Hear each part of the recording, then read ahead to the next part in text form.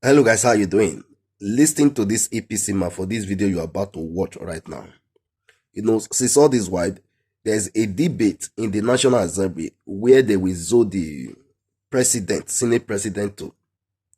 Everything, normally, they're supposed to be federal character. Everything's supposed to be fairness, justice, equity. But in this APC administration, things are falling apart. It's no longer the way it used to be. In this video, listen to what this APC man is saying. Guys, don't forget to drop your comment on this video. Thank you. Laying claim to the Senate presidency to balance the power equation. How feasible is this with what is on ground? Well, you see, politics is not freebie, and power is not served a la carte. You labor and you reap from your labor. It will be obvious. The reasonable calculation is to say that between the southeast and the south, who gave APC better votes. So if it is the south, then you can be sure the Senate presidency will go to south. If it is southeast, then there will be nothing wrong in giving it to the southeast. So are you of the view that it should go to the south simply because they delivered more votes to the APC? That's exactly what politics is all about. You labor and you reap from your labor. If you don't vote for a particular party, the only patronage you can get from the party is the constitutional expectation. I mean, to expect that the party, the ruling party will go out of its way to please those of you who did not vote for them, as against those who vote overwhelmingly for them, will be a mirage. Will be some expectation that is just utopian. But at the same time, the Constitution expects a balance. The Constitution expects fairness. The Constitution expects equity. And to that extent, the Constitution has stipulated directly that every state shall have a right to produce a minister. Every state shall have a right to at least to produce a principal member of government. That's why we're saying that in my own permutation, I have it spread out like this. I said the president from the southwest, the vice president from the northeast, the Senate president from south, the speaker from north central, the deputy Senate president from northwest, and the deputy speaker of the House of Rep from southeast. This is what I think is a fair balance. All right. So we also have the northwest, northeast, and north central zones laying claim to the speaker of House of Reps. Which of these zones do you think should get it? The House of Representatives? Well, don't forget that when things like this happen in politics, there's always horse trading, there's negotiation, there's persuasion, there's, the leadership of the party will call any of these war. For instance, let me give you an instance.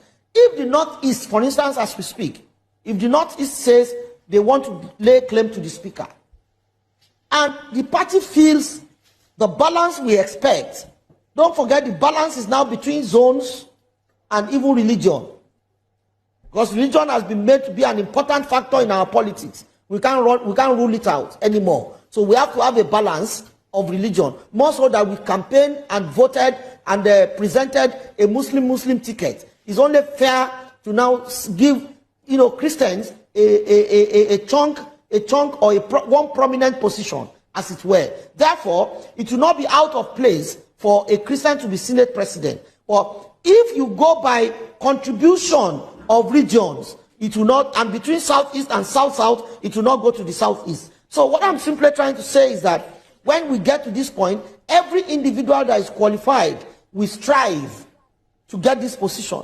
It is the responsibility of the political party to say, no, if we zone it to this place, we will appear very unfair. So please, let us bring it back to this zone. Let's put it in this zone. Let's put it in this zone. So it is not enough that one individual is interested and has the wherewithal. When one individual is interested and has the wherewithal, and it doesn't appear to be a comfortable candidate to the party will call such a person, persuade him, appeal to him, negotiate with him, and consequently, they will say, look, let's zone it to this, let's zone it to this place. This is the way it happens in politics. Politics is a game of balanced ideology. It's a game of fairness and equity. So that's what I feel. All right, Otumba, before I forget, you have not addressed, I would like you to address the struggle for speakership between the North Central, Northwest, and Northeast.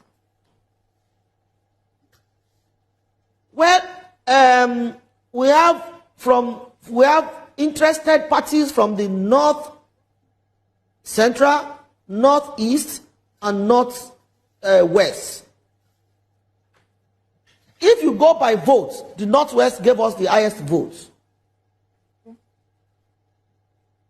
But if you go by fairness and equity, the North Central should be given an opportunity. It would be nice if the North Central is given an opportunity. Now, the Northeast already has the vice president. And do not take your precedence from the 9th Assembly, please, and even the 8th Assembly. In the 9th and the 8th Assembly, the president was not very frontal as to what he thinks he wants and what he doesn't want. I don't think it should have been the situation. In the 10th Assembly, the president will let everybody see, as I can understand, the president will let everybody see what will bring fairness, equity, and justice to the Nigerian people. To which extent they will decide, the party will decide exactly where the speakership will be zoned. And once the party agrees on the zoning of where the speakership goes, that is what our party will do. But don't forget, our party does not have control as we speak of the House of Representatives. So it is possible the PDP zones to another place, and all of those. But we will negotiate, we would agree, we will lobby, and ensure that the right thing is done at the end of the day. So in that regard, what do you think the APC should do to ensure that this contest does not lead to divisions in the party and in the country? Very simple. I recommend, and as I'm here, I recommend that the position of speaker should actually be zoned to the North Central. If it is zoned to the North Central, the Northwest just add president, right? So the Northwest may be magnanimous, because if you judge by contribution, they have the greatest contribution to our winning that election. Therefore, we need to lobby them, persuade them, negotiate with them to make them agree that they should allow the speakership to go to North Central, while the deputy Senate president comes to Northwest, and the speaker goes to South, while the deputy speaker of the House of Reps goes to Southeast. This is what I feel is a fair balance of what we should expect. The Assembly is seemingly the best of its positions, but then many Nigerians see the outgoing Senate leaders as mere rubber stamp. Do you see the next Assembly toeing this line? There's nothing like rubber stamp. What they mean by rubber stamp is an agreeable assembly. And we are of the same party. Why must we have a rancorous assembly, a rancorous legislature? Why must we have that? Those who say rubber stamp are critics and opposition, who feel that the executive and the legislature must always be at loggerheads. It doesn't work very well for democracy. Harmonious relationship is sine qua non to smooth running of a country, from the executive and from the legislature. So I don't buy that school of thought at all. So, Otumba, with more political parties like the Labour Party, NNPP, ADC, APGA, and others represented in the 10th National Assembly, what should Nigerians expect from them? Well, I said to you initially that the politics of the National Assembly is slightly different. Once the leaders emerge in the National Assembly, the rest will be consigned to history. What do I mean?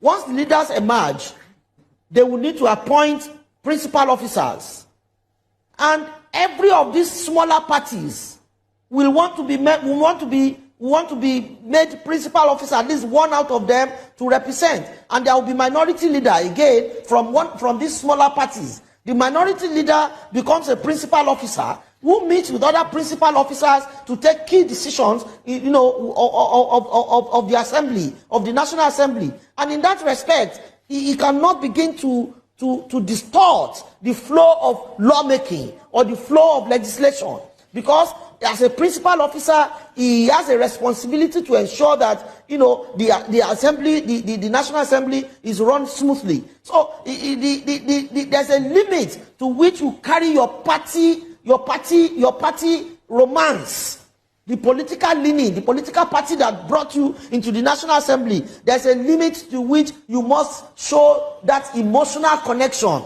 Now, the politics of the National Assembly is what you go there to face squarely.